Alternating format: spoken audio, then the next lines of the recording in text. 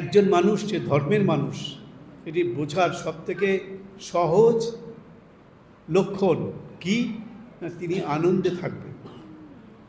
তার যদি নিজের জীবনে কোনো দুঃখ কষ্ট যন্ত্রণা থাকে, বাইরে প্রকাশ থাকে না, আনন্দ থাকে। সবসময় তিনি আনন্দে থাকবেন এবং সবাইকে আনন্দে রাখবেন।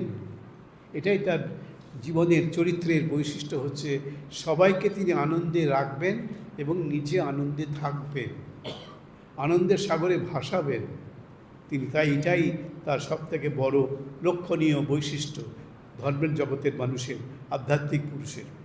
স্বামী বিবেকানন্দ আপনারা জানেন সবসময় হাসতেন এবং লোককে হাসিয়ে মারতেন।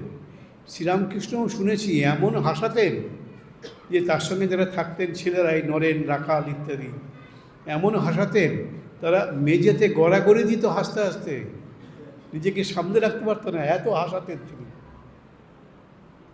এবং শ্রীরামকৃষ্ণকে তারা বলতেন, আপনি আর আমাদের হাসাবেন না, আমাদের পেটে খিল ধরে যাচ্ছে, আর হাসতে পারছি, ব্যথা হয়ে যাচ্ছে পেটে। আনন্দময় ব্যক্তিত্ব, আনন্দময় পুরুষ, সবসময় হাসছেন, লোককে হাসাচ্ছেন, আনন্দের মধ্যে সবাইকে রাখছেন। এটাই ধর্মের জগতে মানুষের বৈশিষ্ট্য।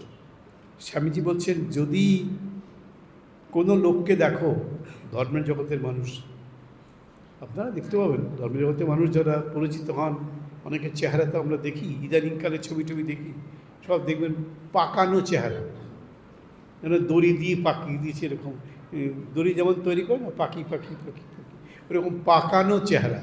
ওইরকম চেহারা ধর্মের জগতে মানুষের হবে না, তারা একটু মেদ টেদ ফ্যাট ট্যাট থাকবে, এরকম ধর্মের জগতের লোকের বৈশিষ্ট্য হচ্ছে। তার মানেই ফ্যাট থাকলেই, মোটা হলেই ধর্মের জগতে মানুষ হবে তা বলছি না। সাধারণত দেখা যাচ্ছে এদের সব মেদবহুল চেহারা, শরীরটা স্বাস্থ্য টাস্থ্য ভালো।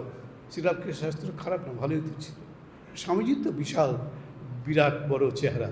তো স্বামীজি বিদেশে, আমেরিকায়, ইউরোপে যখন আছেন তখন সবসময়